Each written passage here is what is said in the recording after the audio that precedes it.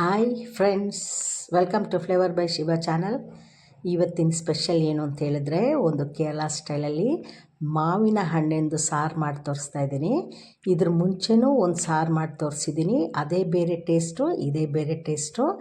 ಎರಡೂ ಒಂದೊಂದು ಸಲ ಮಾಡ್ಕೊಳ್ಳಿ. ಮಾವಿನ ಹಣ್ಣು ಸೀಸನ್ಲಿ ಸಖತ್ತಾಗಿರುತ್ತೆ. ನೋಡಿ, ಹಣ್ಣಾಗಿರೋಂಥ 4 ಮಾವಿನ ಹಣ್ಣು ತೊಗೊಂಡಿದ್ದೀನಿ. ಅದರದ್ದು ಸಿಪ್ಪೆ ಎಲ್ಲ ತೆಕ್ಕೊಳ್ಬೇಕು. ಈ ಮಾವಿನಕಾಯಿ ಸಾರನ್ನ ಅನ್ನದ ಜೊತೆ, ಚಪಾತಿ, ಪೂರಿ, ರೊಟ್ಟಿ ಯಾವುದ್ರ ಜೊತೆ ತಿನ್ಬೋದು. ಸುಮ್ಮನೆನೂ ಬೇಕಾದ್ರೆ ತಿನ್ಬೋದು, ಅಷ್ಟು ಚೆನ್ನಾಗಿರುತ್ತೆ. ಇದರದ್ದು ಸಿಪ್ಪೆ ಎಲ್ಲ ಈ ಥರ ತೆಕ್ಕೊಳ್ಳಿ ಮಾವಿನ ಹಣ್ಣು. ಈಗ ಮಿಕ್ಸಿ ಜಾರಿಗೆ 1 ಹಿಡಿ ತೆಂಗಿನಕಾಯಿ ಹಾಕ್ತಾಯಿದ್ದೀನಿ.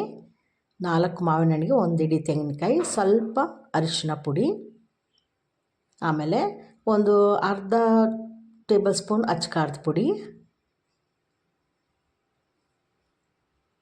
ಜೊತೆಗೆ ಒಂದು 2 ಟೇಬಲ್ ಸ್ಪೂನಷ್ಟು ಮೊಸರು, ಗಟ್ಟಿ ಮೊಸರು ಹಾಕಬೇಕು. ಹಾಕ್ಕೊಂಡು ಚೆನ್ನಾಗಿ ನೈಸಾಗಿ ಗ್ರೈಂಡ್ ಮಾಡ್ಕೊಳ್ಳಿ. ನೈಸಾಗಿ ರುಬ್ಬಿರಬೇಕು. ನೋಡಿ, ಈ ಥರ ನೈಸಾಗಿರಬೇಕು. ಈಗ ಒಂದು ಬಾಣಲಿ ತೊಗೊಳ್ಳಿ.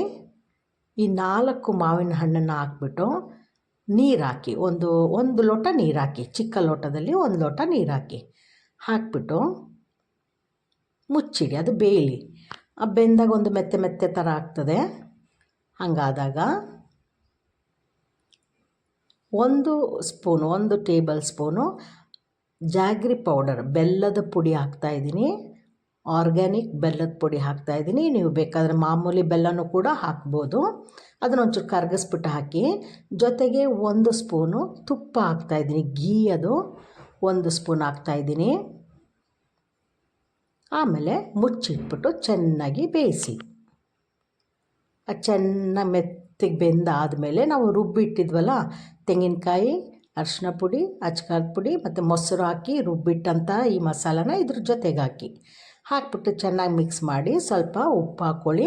ಮಿಕ್ಸಿ ಜಾರ್ ತೊಳೆದಂಥ ನೀರು ಹಾಕಿ. ಜಾಸ್ತಿ ನೀರು ಹಾಕಬೇಡಿ, ತುಂಬ ಗಟ್ಟಿಯಾಗಿರ್ಬೇಕು ಈ ಸಾರು ಒಂಥರ. ಹಿಂಗೆ ಹಾಕ್ಬಿಟ್ಟು ಮುಚ್ಚಿಟ್ಬಿಟ್ಟು ಬೇಯಿಸಿ. ಅದು ಬೇಯಲಿ. ಆಗ ನಾವು ಒಗ್ಗರಣೆ ಹಾಕ್ಕೊಳ್ಳಿಕ್ಕೆ ರೆಡಿ ಮಾಡ್ಕೊಳ್ಳೋಣ. ಚೆನ್ನಾಗಿದ್ದು ಬೇಯಲಿ. ಉಪ್ಪೆಲ್ಲ ಹಾಕಿ, ಉಪ್ಪು ಖಾರ ಎಲ್ಲ ಸರಿ ಇದೆಯಾ ನೋಡ್ಕೊಳ್ಳಿ. ಈಗ ಒಗ್ಗರಣೆಗೆ ತುಪ್ಪ ಹಾಕಬೇಕು. 1 ಸ್ಪೂನು ತುಪ್ಪ ಹಾಕಬೇಕು. ಅಲ್ಲಿ ಕೂಡ 1 ಸ್ಪೂನ್ ಹಾಕಿದ್ದೀನಿ. ಇಲ್ಲೂ 1 ಸ್ಪೂನ್ ತುಪ್ಪ ಹಾಕಿ, ಸಾಸಿವೆ, ಒಣಮೆಣಸಿನ್ಕಾಯಿ ಮತ್ತು ಕರಿಬೇವಿನ ಸೊಪ್ಪು ಇದಿಷ್ಟು ಮಾತ್ರ ಹಾಕಿ ಒಗ್ಗರಣೆಗೆ. ಸಾಸಿವೆ ಎಲ್ಲ ಸಿಡಿದ್ಮೇಲೆ ಕರಿಬೇವಿನ ಸೊಪ್ಪು ಮತ್ತು ಒಣಮೆಣಸಿನ್ಕಾಯಿನ ಹಾಕಿಬಿಟ್ಟು ಸ್ಟವ್ ಆಫ್ ಮಾಡ್ಕೊಳ್ಳಿ. ಒಗ್ಗರಣೆ ರೆಡಿ ಇದೆ. ಈಗ ಅಲ್ಲಿ ಮಾವಿನ ಹಣ್ಣು ಚೆನ್ನಾಗಿ ಬೆಂದಿರುತ್ತೆ, ಗೊಜ್ಜು ಥರ. ಅದನ್ನು ಇದ್ರೊಳಗೆ ಮಿಕ್ಸ್ ಮಾಡ್ಕೊಳ್ಳಿ. ಊಟದ ಜೊತೆಗೆ ತಿನ್ನಿ.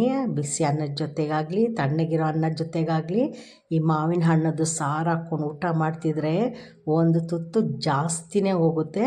ಅಷ್ಟು ಟೇಸ್ಟಿಯಾಗಿರುತ್ತೆ. ನೀವು ಖಂಡಿತ ಟ್ರೈ ಮಾಡಬೇಕು. ಮಾವಿನ ಹಣ್ಣು ಸೀಸನಲ್ಲಿ ನಾನು ಮಾಡಿರೋ ಈ 2 ಸಾರನ್ನು ಟ್ರೈ ಮಾಡಿ. ಭಾಳ ಚೆನ್ನಾಗಿರುತ್ತೆ. ಎಲ್ಲರಿಗೂ ಖುಷಿಯಾಗುತ್ತೆ, ದೊಡ್ಡವ್ರಿಗೆ ಚಿಕ್ಕವ್ರಿಗೆ ಎಲ್ರಿಗೂ ಖುಷಿಯಾಗುತ್ತೆ. ನೆಕ್ಸ್ಟ್ ವೀಡಿಯೋದಲ್ಲಿ ನಮಗೆ ಮೀಟ್ ಮಾಡೋಣ.